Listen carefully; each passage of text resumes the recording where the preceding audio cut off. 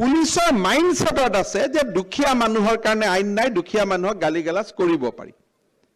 আমাৰ এজন সাধাৰণ নাগৰিকৰ বিৰুদ্ধে পুলিচে কোনো কথাত সৰু গালিগালাজ এটাও ক'ব নোৱাৰিব।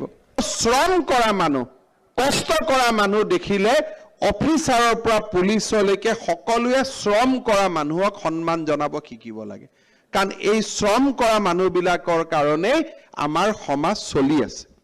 থানাত কোনোবাই এজাহাৰ দিব আহিলে দুখীয়া মানুহ, সি আৰু তাৰ অলৰেডি ঘৰত চুৰি হৈছে, আকৌ চুৰটোক ধৰিবৰ কাৰণে আকৌ পুলিচক টকা দিব লাগিব নেকি? এইটো এটা ডাবল লছ হৈ গ'ল।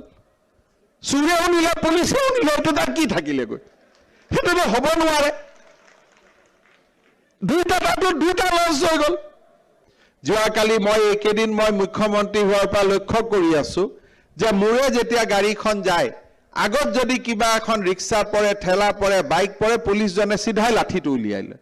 আৰে সিটো কোনো দোষ কৰা নাই, মাত্ৰ মুখ্যমন্ত্ৰীৰ গাড়ীখনৰ আগত এক্সিডেণ্টলি তাতে লাগিলেগৈ। সিওতো নাজানে যে চিফ মিনিষ্টাৰ এই সময়তে ঘৰৰ পৰা ওলাব।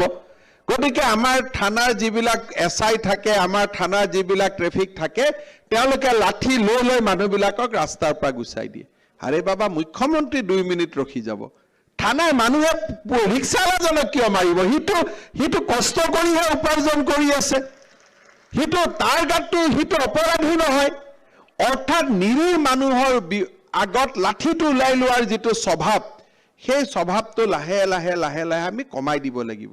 কাৰণ সেই মানুহজনে সি ৰিক্সা চলায়, সি শ্ৰম কৰে, সি মুখ্যমন্ত্ৰীজনতকৈ তাৰ সন্মান বেছি। সি ঠেলা চলায়, সি কপালৰ ঘাম মাটিত পেলাই কাম কৰিছে, ঘৰত ল'ৰা ছোৱালীক ঠেলা চলোৱা টকাৰে ল'ৰা ছোৱালীক পঢ়াইছে। পুলিচৰ চকুত তাৰ সন্মান মুখ্যমন্ত্ৰীতকৈ বেছি হ'ব লাগিব। আৰু যেতিয়া অপৰাধীক দেখা পাওঁ, তেতিয়া পুলিচৰ কাম কি ক'ব লাগে?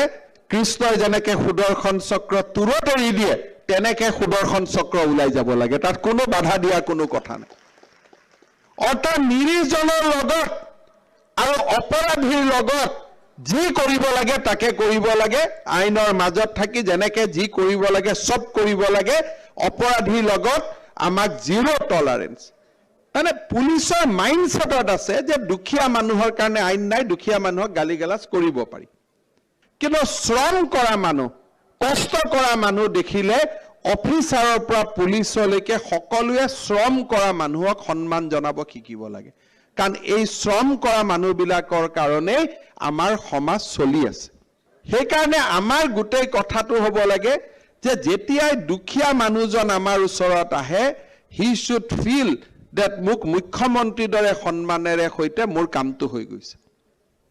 যিজন হোম মিনিষ্টাৰ, চিফ মিনিষ্টাৰক যিটো সন্মান দিওঁ, একেটা সন্মান তেওঁক দিব লাগে। কাৰণ চিফ মিনিষ্টাৰক তেওঁহে বনাইছে, পুলিচেতো বনোৱা নাই, পাব্লিকজনেহে বনাইছে। সেই আৰু যেতিয়া আমি জানো যে ই তীৰৰ বেপাৰী, ডাবুল গুটিৰ বেপাৰী, তাৰ লগত কোনো কম্প্ৰমাইজ হ'ব নালাগে। এইবিলাক কম্প্ৰমাইজ কৰি কৰি আমাৰ জাতিটো শেষ হৈ যাব। আৰু জাতিটো আমি যদি শেষ হৈ যাব দিওঁ, এই জাতিটো আৰু কেতিয়াও গোট খাব